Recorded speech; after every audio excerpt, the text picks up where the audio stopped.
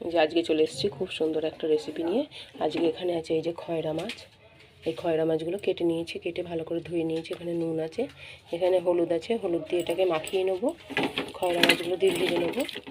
খয়রা মাছের সাথে আছে এখানে বেগুন আছে, আলু আছে, এখানে পেঁয়াজ আছে।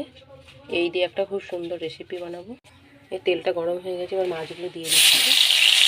মাছগুলো সব ভাজা হয়ে গেছে, এবার মাছগুলোকে তুলে নেব। এই পেঁয়াজ ফোড়ন দিয়েছি, এবার আলুগুলো দিয়ে দেবো।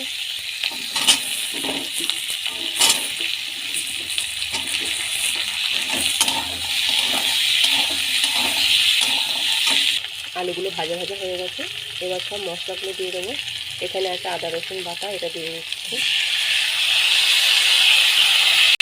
এই সব মশলা দেওয়া হয়ে গেছে, এবার বেগুনগুলো দিয়ে দেবো। বেগুনগুলো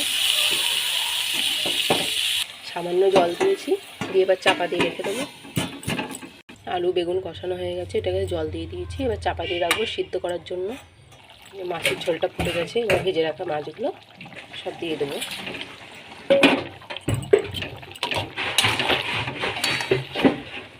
আলু খয়রা মাছ বেগুন দিয়ে খুব সুন্দর একটা রান্না হয়ে গেছে। এটাকে এবার নামিয়ে ফেলবো তরকারিটাকে।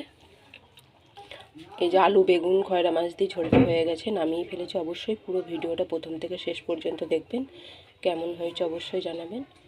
ভালো লাগলে একটা লাইক করবেন, আশা করি ভালো লাগবে। খুব সুন্দর একটা রেসিপি হয়েছে, আশা করি ভালো লাগবে।